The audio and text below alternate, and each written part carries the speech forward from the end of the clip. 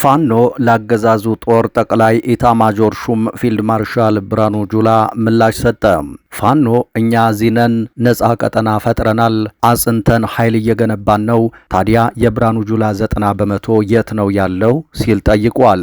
በሌላ በኩል በአማራ ክልል የተለያዩ አካባቢዎች ውጊያዎች ሲቀጥሉ ያገዛዙ ጦር አባላት በበኩላቸው በገፍ ወደ ፋኖ እየተቀላቀሉ እንደሚገኙ ታውቋል። የአንድ ከተማ ያገዛዙ ኃይልም በሙሉ ፈርሷል ነው የተባለው። በዝርዝር መረጃችን ትሰሙታላችሁ። የእስራኤልና ኢራን ጦርነት አልበረደም፣ ይልቁንም ተባብሷል። በትራምፕ ይሁንታ ኔታንያሁ የጫሩት ጦርነት ማብቂያው ምን ላይ እንደሆነ አይታወቅም። አሁንም የሚሳኤል ጋጋታው አልበረደም። ሮኬቶች አሁንም እየተወነጨፉ ነው። የሚሳኤል አረሮች ያለ ፋታ እየተተኮሱ ነው። እስራኤልም ኢራንም ከባባድ የሚባሉ ጀቶችንና ሃይፐርሶኒክ ሚሳኤሎችን እያስወነጨፉ ይገኛሉ። የሚሳኤል ልውውጡ ወደ ሙሉ ጦርነት ሊሸጋገር ይችላል በሚልም እጅጉን ተሰግቷል።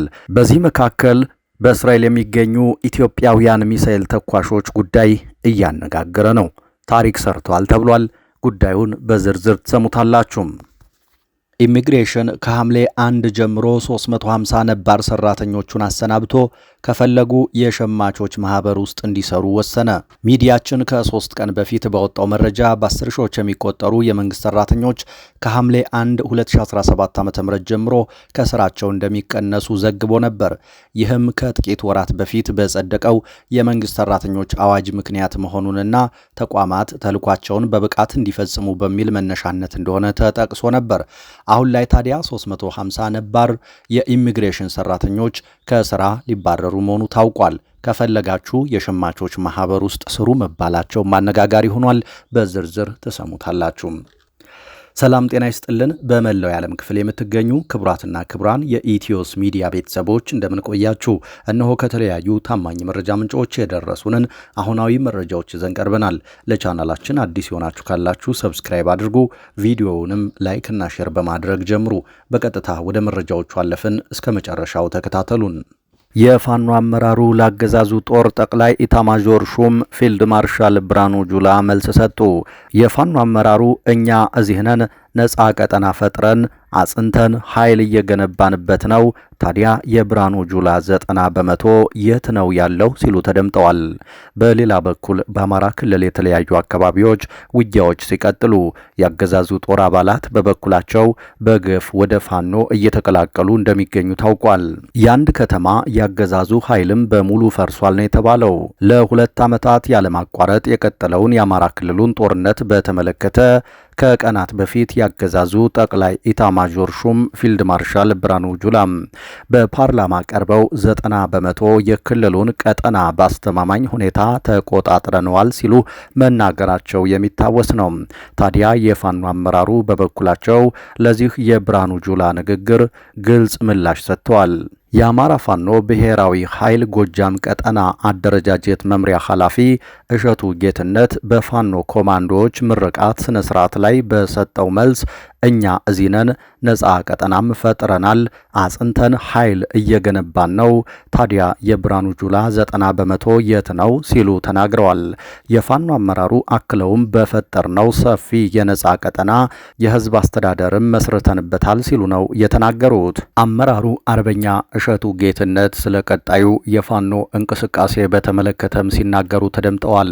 እሸቱ ቀጣይ ተልኳችን የተለየ ይሆናል ያሉ ሲሆን ከእንግዲህ የሚኖረው ጉዟችን ላይ እንዲሆንን እንደዛ አደረጉን ከሚል ተሻግረን ዋና ጉዳይ ይኖረናል ሲሉም ተናግረዋል። የፋኖ አመራሩ ከዚህ በኋላ ይህንን ያህል ሚሊሻ ገደልን፣ ይህንን ያህል ማረክን፣ የብርሃኑ ጁላ ወታደርን እንዲህ አደረግን እንዲያ አደረግን ከሚል አልፈን የላቀ ተልኮ ይኖረናል ሲሉ ተደምጠዋል። ተመራቂ የፋኖ ኮማንዶዎችንም ለዚህ ተልኮ ራሳቸውን አዘጋጁ ሲሉ ትዕዛዝ ሰጥተዋል። በሌላ በኩል በአማራ ክልል የተለያዩ አካባቢዎች ውጊያዎች ሲቀጥሉ ያገዛዙ ጦር አባላት በበኩላቸው በገፍ ወደ ፋኖ መቀላቀላቸውን ቀጥለዋል። የአንድ ከተማ ያገዛዙ ኃይልም በሙሉ ፈርሷል ነው የተባለው። በጎጃም ቀጠና ከትናንት በስቲያ የፋኖ ኃይሎች በዳንግላ ከተማ በቡድን መሳሪያ የታገዘ የተቀናጀ የማጥቃት ውጊያ መክፈታቸውን ተከትሎ የፖሊስ መኮንኖችን ግድያ ጨምሮ ያገዛዙ ጦር ላይ ከፍተኛ ጉዳት ማድረሳቸው የሚታወስ ሲሆን ይህንን ተከትሎም በዳንግላ ዙሪያ ወረዳ ጊሳ ከተማ ተጠርንፎ የነበረ ያገዛዙ ጦር በሙሉ መፍረሱ ታውቋል። በከተማዋ አገዛዙ ጠርንፎት የነበረው መደበኛ ሰራዊትና ሚሊሻ ፋኖ ተዳክሟል፣ ትጥቅ የለውም ስትሉን ነበር። ዳንግላ የሆነውን ሰምተናል። ዳንግላ ላይ እንደዛ ያደረገን ፋኖ እኛማ እንዴት እንችላለን? ደግሞም ልጆቻችን ጋር አንዋጋም በሚል የተጠረነፈው ጦር መበተኑ ታውቋል። ከ2 ወራት በፊት ጊሳ ከተማ ላይ የፋኖ ኃይሎች በወሰዱት ድንገተኛ ጥቃት ያገዛዙ የዳንግላ ዙሪያ ወረዳ አስተዳዳሪን ጨምሮ የወረዳው አመራሮች በፋኖ መያዛቸውን ያስታወሱት የመረጃ ምንጮቻችን ዛሬም ተመሳሳይ ነገር ይፈጠራል በሚል ስጋት ላይ የቆየው የከተማው ያገዛዙ ኃይል ተበትኗል ነው ያሉት። በተያያዘም በምስራቅ ጎጃም ዞን ቢቸና ከተማ ያገዛዙ የሚሊሻ ጽሕፈት ቤት ኃላፊ የነበረ አሁን ላይ የቢቸና ከተማ መዘጋጃ ቤት የመሬት ልማት ጽሕፈት ቤት ኃላፊ አቶ አወቅ አበበ ሌሊቱን ባልታወቁ ኃይሎች መገደላቸው ታውቋል። አቶ አወቅ አበበ በቢቸና ከተማ 05 ቀበሌ አስፓልት ዳር ላይ ሰኔ 10 2017 3 ሰዓት ገደማ ከነአጃቢዎቻቸው መገደላቸውን የመረጃው ምንጮች ናቸው የተናገሩት። በተመሳሳይ በክልሉ ዋገምራ ቀጠና አምደ ወርቅ አካባቢ ፋኖ በፈጸመው ጥቃት ሻምበል መሪውን ጨምሮ ያገዛዙ ወታደሮች መገደላቸውን የአማራ ፋኖ ብሔራዊ ኃይል አፋብሃ አስታውቋል። በተመሳሳይ በራያ ቆቦ ወረዳ ተሮበር የተባለ አካባቢ በፋኖ ኃይሎች በተፈጸመ የደፈጣ ጥቃት ከ20 በላይ ያገዛዙ ወታደሮች የሞትና የአካል ጉዳት እንደደረሰባቸው አፋብሃ አስታውቋል። በሌላ በኩል በክልሉ በቀጠለው ጦርነት ተሳታፊ የሆኑ ያገዛዙ ወታደሮች የፖሊስና የሚሊሻ አመራሮች አባላት በገፍ ፋኖን እየተቀላቀሉ እንደሚገኝ ነው የታወቀው። ባለፉት 4 ቀናት ብቻ በወሎ ጎንደርና ጎጃም የተለያዩ አካባቢዎች ያገዛዙ ጦር አባላት በብዛት ፋኖን መቀላቀላቸውን የመረጃው ምንጮቻችን ገልጸዋል።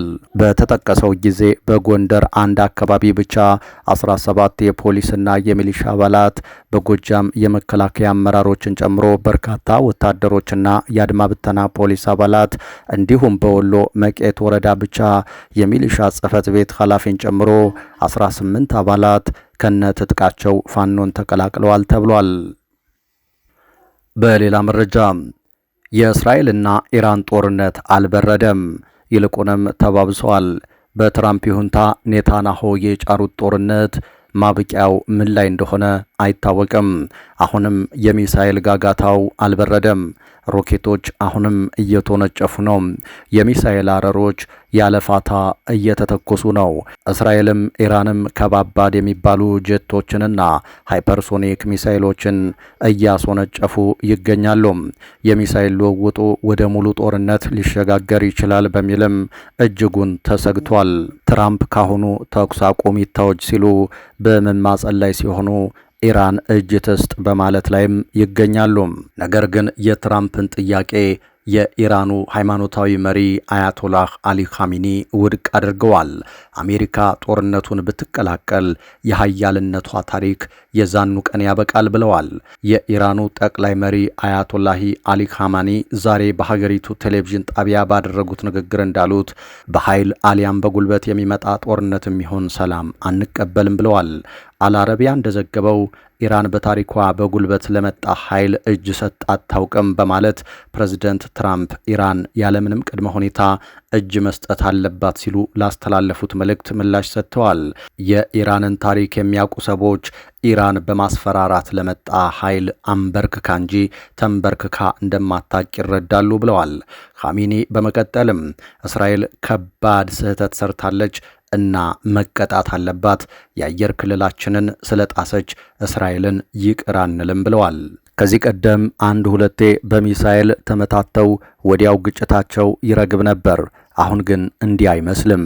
ኢራን ኒውክሌር ለመታጠቅ ጫፍ መድረሷና ቤንያሚን ኔታንያሁ በውስጥ ፖለቲካ በቅቡልነት ቀውስ ውስጥ እየማቀቁ ያሉበት ጊዜ ላይ በመሆኑ የአሁኑ ግጭት ወደ ሙሉ ጦርነት የማደግ ዕድሉ እጅግ ሰፊ ነው ተብሏል።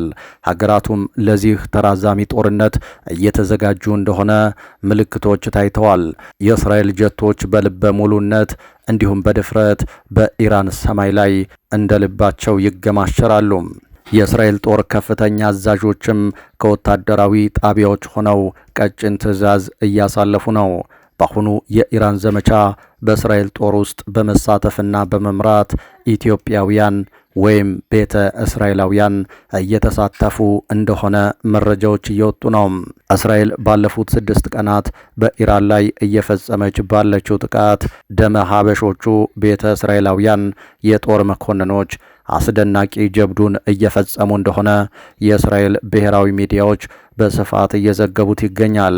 ኢትዮጵያውያን ደም ያላቸው እስራኤላውያን የጦር መኮንኖች የእስራኤል ድል ሚስጥር መሆናቸውም በስፋት እየተወሳ ነው።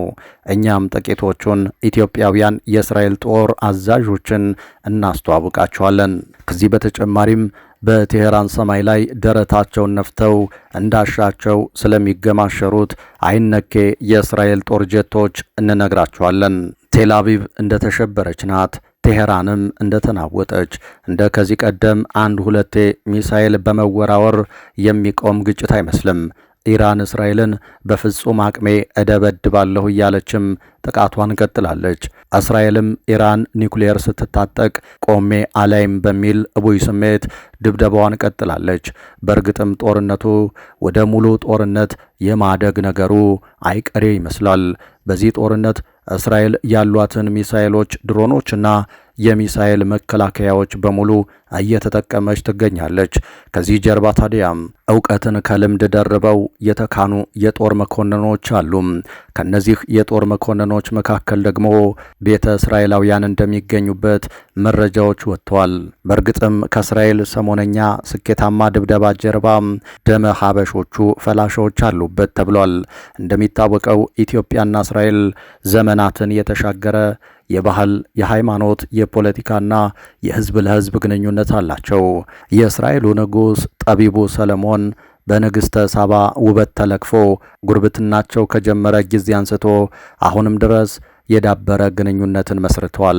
በዚህም በተለምዶ ፈላሻ የሚባሉ የእስራኤልም የኢትዮጵያም ደም ያላቸው ዜጎች በስፋት እንዲፈጠሩ ሆኗል። በተለይም በጎንደር አካባቢ ቤተ እስራኤላውያን ወይም በተለምዶ ፈላሻዎች በስፋት ይኖራሉ። በኢትዮጵያ ስላሉ ቤተ እስራኤላውያን ብዙ መላምት አለ። ስለ ቤተ እስራኤላውያን አመጣጥም ታሪክ ብዙ ይላል። ንግሥተ ሳባ ንጉሥ ሰለሞንን ጠይቃ ስትመለስ አብረዋ ታጅበው እንደመጡ ታሪካቸውን የሚመዘግቡ አሉ። የእስራኤል ምኩራብ በባቢሎናውያን ከመፍረሱ ጋር ተያይዞ ወደ ግብጽ የተሰደዱ ከዚያም ክሊዮፓትራ ስልጣን እስከያዘችበት ጊዜ ድረስ ቆይተው በአውግስጦስ ቄሳር በመሸነፏ ምክንያት ወደ ተለያዩ ሀገሮች እንደተሰደዱ ይነገራል። ንጉሥ ካሌብ ግዛቱን ከማስፋፋቱ ጋር ተያይዞ የመንን በወረረበት ወቅት እንደመጡ ሌሎች የታሪክ መጽሐፍቶች ይናገራሉ። በ20ኛው ክፍለ ዘመን መጨረሻ ታዲያ የእስራኤል ባለስልጣናት ሕገ መንግስታዊ ውይይት ካደረጉ በኋላ ቤተ እስራኤላውያንን ወደ እስራኤል የመመለስ ዘመቻ በ1970ዎቹ ጀምረዋል። በ1980ዎቹም ኗሪነታቸውን በሱዳን ያደረጉትን እንደዚሁም ደግሞ ከአዲስ አበባ በሙሴ ኢያሱ እንዲሁም ደግሞ በሰለሞን ዘመቻዎች በእስራኤል ጸጥታ ኃይሎች በመታጀብ በሺዎች የሚቆጠሩ ቤተ እስራኤላውያን ወደ እስራኤል ተወስደዋል። በ1990 መጀመሪያዎቹ እስራኤል በርካታ ቤተ እስራኤላውያንን ከኢትዮጵያ ወደ ቴል አቪቭ አሻግራለች። በዚህም በእስራኤል በተለያዩ የሙያ መስኮች ውስጥ ቤተ እስራኤላውያን አውራ እየሆኑ ነው። ቤተ እስራኤላውያኑ ከተቆጣጠሯቸው የእስራኤል መስሪያ ቤቶች መካከልም አንደኛው የጦር ሰራዊቱ ነው። በእስራኤል ጦር ውስጥ ከተራ ወታደር አንስቶ እስከ ከፍተኛ አዛዦች ድረስ የቤተ እስራኤላውያን ቁጥር ጥቂት የሚባል አይደለም። እነዚህ ወታደሮችና የጦር አዛዦች እስራኤል ከሐማስ ከሄዝቦላህ አሁን ደግሞ ከኢራን ጋር እያደረገች ባለችው ዘመቻ ቤተ እስራኤላውያኑ የጦር መኮንኖች ለቴል አቪቭ የቁርጥ ቀን ልጆች ሆነዋል። ባለፉት 6 ቀናት እስራኤል ከፈጸመቻቸው የተሳኩና የተጠኑ የሚሳኤል ድብደባዎች ጀርባ እነዚሁ ቤተ እስራኤላውያኑ ልጆች ፊት አውራሪ ሆነዋል ነው የተባለው። የእስራኤል ሚዲያዎች እያወጡት ባለው ዘገባ ሚሳኤሎቹን በመቆጣጠር ኢላማቸውን እንዲመቱ በማድረግና የተጠኑ የጦር ስትራቴጂዎችን በመንደፍ ዋነኛውን ሥራ በብቃት እየሰሩ ያሉት እነዚህ ደመ ኢትዮጵያውያን ቤተ እስራኤላውያን ወታደሮች ናቸው ተብሏል። ዘገባው ቀጥሎም ቤተ እስራኤላውያኑ በጋዛና ሊባኖስ ከዚህ ቀደም ያስመዘገቡትን ስኬትና ጀብዱ ዘርዝሯል። በተለይም ከወራት በፊት የእስራኤል እግረኛ ጦሩ በሊባኖስ ሄዝቦላህ ላይ ሰፊ ዘመቻ ባደረገበት ወቅት የቤተ እስራኤላውያኑ ሚና ትልቅ እንደሆነ ዘገባው አስታውሷል። ለዓመታት በጎንደር፣ አዲስ አበባና በሌሎች የኢትዮጵያ ከተሞች የኖሩት ቤተ እስራኤላውያኑ በዘመቻ መልክ ወደ እስራኤል እንዲጓጓዙ ከተደረገ በኋላም በጦሩ ውስጥ ጉልህ ሚና እንዳሳዩ የተጠቀሰ ሲሆን በሰሞነኛው የኢራን ዘመቻም ከጦር ስትራቴጂነት አንስቶ ኦፕሬሽኖችን በብቃት እስከ መወጣት የደረሰ ስራን እንደሰሩ ተነግሯል። 6ኛ ቀኑን በያዘው የኢራን እስራኤል ቁርቁስ ከሁለቱም ወገን የከፋ ኪሳራ እየደረሰ ነው። ኢራን የምትተኩሳቸው አብዛኞቹ ሚሳኤሎች በንጹሃን ላይ የጎላ ጉዳት ያላደረሱ ቢሆንም የእስራኤል ጥቃቶች ግን እንደ ጋዛው ጥቃት ሁሉ በንጹሃን ላይ የሚያደርሱት ጉዳት እጅግ ዘግናኝ እንደሆነ ተነግሯል። ለአብነትም በትላንትናው ዕለት እስራኤል በኢራን ሆስፒታል ላይ የፈጸመችው ጥቃት ማሳያ ነው። ጥቃቱ ኬርማንሻ በተባለች ከተማ ውስጥ የሚገኘው ፋራሪ ሆስፒታል ላይ ተፈጸመ ነው። የተወደዳችሁ አድማጭ ተመልካቾቻችን ከተለያዩ ታማኝ መረጃ ምንጮች የደረሱን አሁናዊ መረጃዎች እነዚህ ነበሩ። ከቆይታ በኋላ በሌሎች መረጃዎች ድጋሚ እንገናኛለን። እስከዛው በያላችሁበት ሰላም ጊዜ ተመኘን።